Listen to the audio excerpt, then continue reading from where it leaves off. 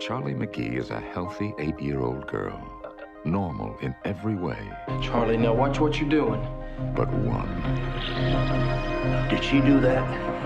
What are you gonna do with her? I'll bring her here so you can do all your tests. Then you give her to me. Charlie has the power. Do something bad? Will you still love me? She can set things on fire Something's happening in there. with just a glance. It is a power she does not want, Stick with him. Daddy, I'm scared. So am I, honey. a power she cannot control. Back up. And each night, she prays to be just like every other child.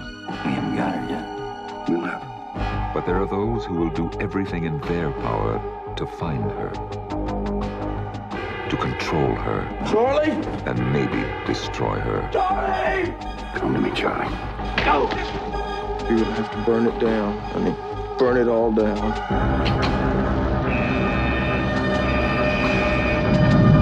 Charlie McGee is Stephen King's Firestarter.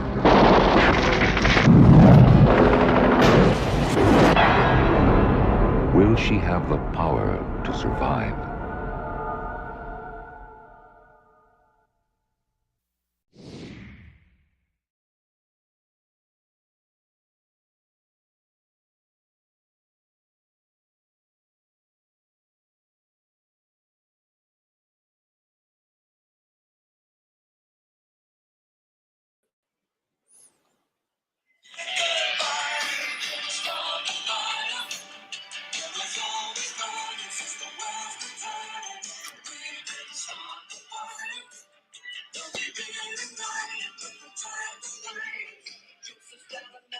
Sorry.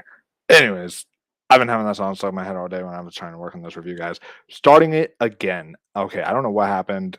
All this weird technical stuff happened. I was trying to edit something or send the stream or edit something, and then second one of me came in there, and then I accidentally had to hit in broadcast. So all this crazy stuff had happening alongside all the technical difficulties that made me late in the first place.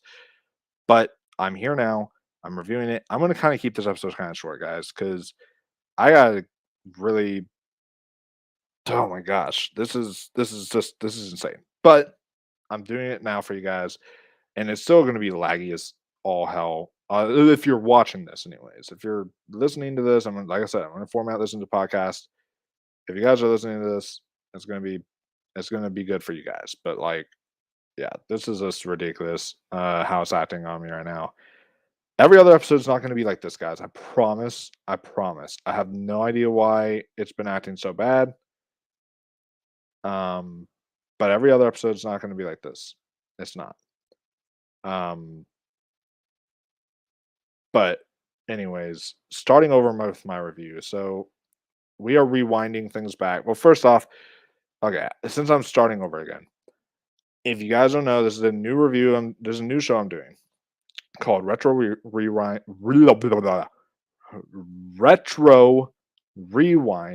where I will be doing movie reviews for classic films that can go all the way from the dawn of film with the silent era to even, stuff like Memento or stuff like, Gladiator, those type of early 2000s type films. So it can go from any range of there. And today we are rewinding things back to the year 1984 with Firestarter. This is Stephen King's adaptation of Firestarter. And man, I'm about to start a fire with everything that's been happening today, trying to get this stream ready and such, and then trying to work on the stream, and then the stream acting up and being stupid. I'm about to start my own fire. But yeah, no. And this is not like that Billy Joel song you guys just heard. Like I said, Billy Joel, amazing singer. He can do no wrong. He made one of the most relevant songs of all time with that. But yeah, so this is a really this film. I thought this was a perfect time to review this film because a lot of these are going to be themed that I do. Some of these older reviews, and I thought this theme would be perfect because Firestarter. Several of you guys are probably in theaters watching it right now. It opens up today on theaters and Peacock. So I thought it would be a perfect time to review this, and then once I get a chance to see the new one, I will review that for you guys and give you guys a comparison video. Um, but yeah, so Stephen King's Firestarter from 1984, directed by Mark L. Lester. So this is who did Commando. Um, he's an okay director. Commando is really his best work. Um, but it says a couple who participated in a potent medical experiment gain telepathic ability and then have a child who is pyrokinetic. Yep. So that is the synopsis. Pretty simple. And I know it sounds like an X-Men film, probably, when you hear that, because it's like, well, they all have pyrokinetic abilities, they all have telekinesis, they all have all this kind of crazy hullabaloo there.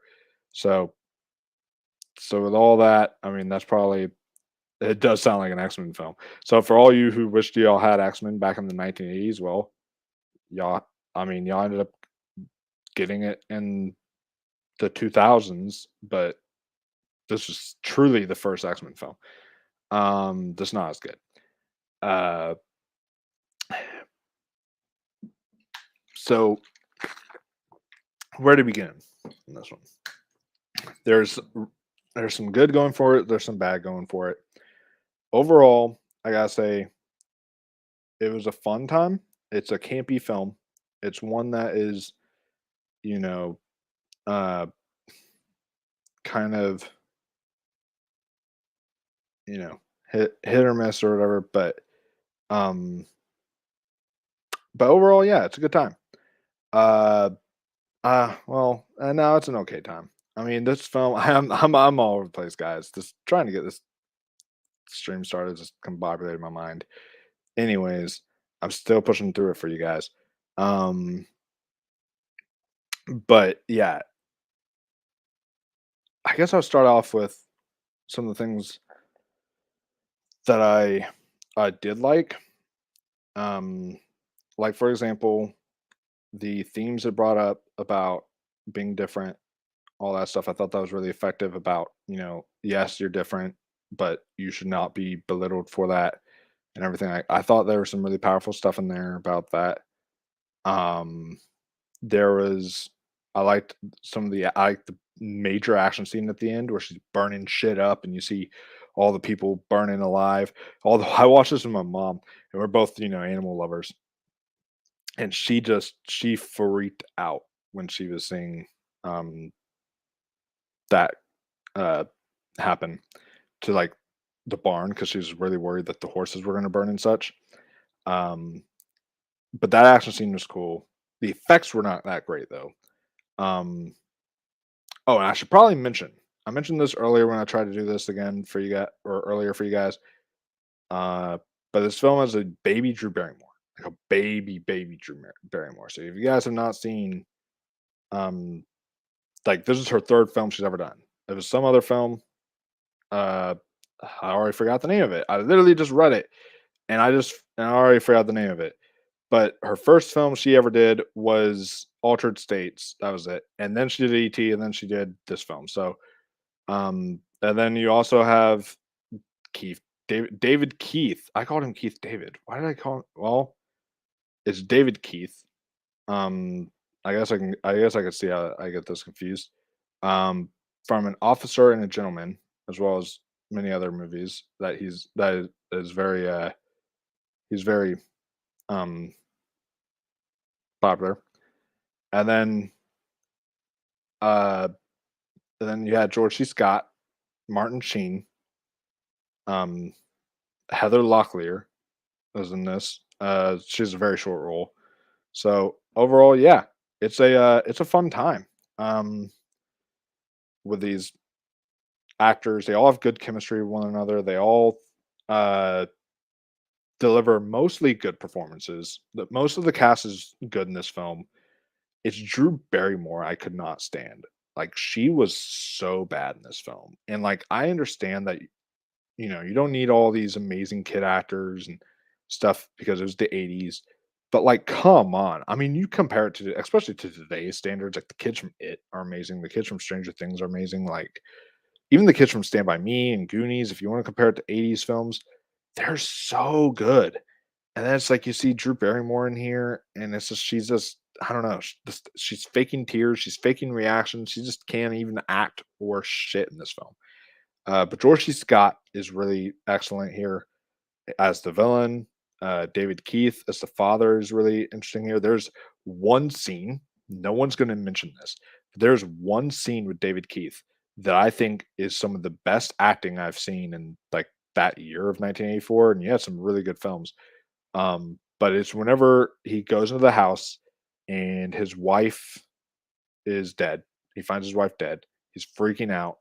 He goes into his house, and the thing that really stuck out to me was that he goes into his bedroom and he doesn't bother to stop. He doesn't bother to do anything. He breaks through a screen door. Doesn't care that he ruined the door. He just literally is looking around for his kid. And I feel like any parent can relate to that. Like the way that he acts in that scene and the way that he acts when he finds his wife dead. Like this, it is so impactful. And there are going to be spoilers, guys. I should have mentioned this in the beginning. I'm sorry. There's going to be some spoilers here that I'm talking about. Um, because these are older films, you've had time to see them. I'm going to be a little bit less spoilery with this film, even though I literally just gave away a big spoiler. But just because a lot of people haven't seen this one. But I'm still going to be as cautious as I can be. And so yeah, that scene really had an impact on me. I thought he delivered that scene brilliantly. I thought they all did really good in the film, other than her. Um,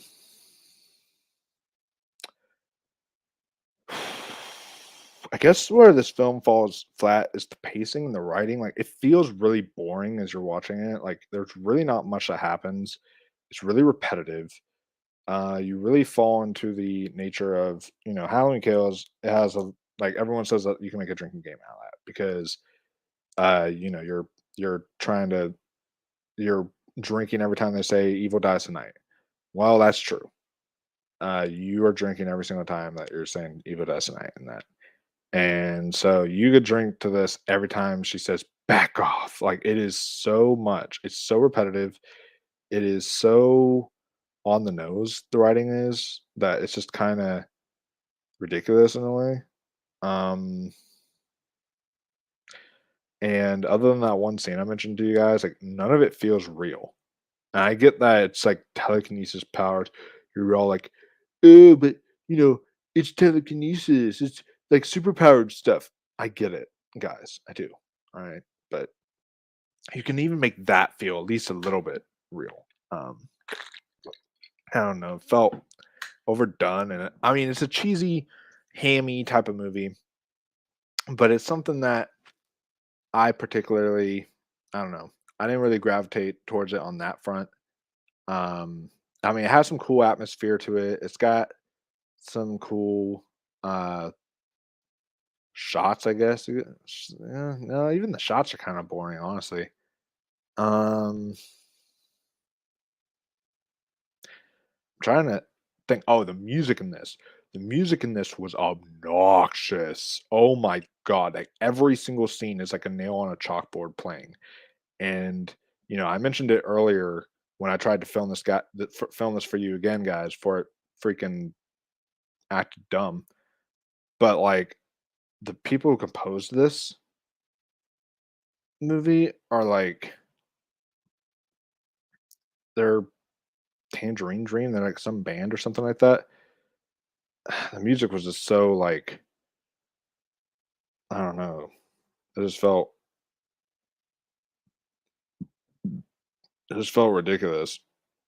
And and I mean, hey, I mean, speaking of ridiculous, this guy has written some pretty hammy stuff. The writer of this film, he's done both Firestarter and Conan the Barbarian. So I mean, you get stuff like you get him working on two kind of cheesy, fun 80s type of movies, which we might do Conan the Barbarian on here one day because that's a fun one with Arnold Schwarzenegger. Um, but yeah, this was just not the music in this was just not good, guys. Um, let's see. I'm just trying to think of like anything else. I thought that overall it was this was just yeah the there was so much here to respect like on a craft level, like you could tell they all tried. There was a lot to respect here, but unfortunately it just fell flat, sort of like this video. Oh, isn't that fitting, guys? Isn't that fitting? That for a movie that is like falling flat, that it on its ass as it goes along and it goes along and it goes along, it's just getting worse and worse and worse. It's like that's how this stream is. And it's like the stream that happened last time was going so well, and then it ended. And I ended this stupid thing, and then I had to restart it, and now it's just a disaster. Like, oh my god, that's poetic, guys. That is so good. It's like you just gotta laugh about that. Sometimes there's like those ridiculous moments that just like hit you, and you just have to like laugh about all those ridiculous moments that come into your life and just kind of take over. And like I said, I mean, next week y'all are gonna love it. It's gonna be Top Gun. I'm gonna have a special guest on here. We're really gonna talk some deep stuff about Top Gun. So that's gonna be really fun. It's gonna be a lot better of a show. Trust me. Y'all are gonna be way more entertained as it goes along. But like I already am having so many technical difficulties, and I got dragged out of. I was watching the catching up on the final season of Better Call Saul, which is like way better than this movie.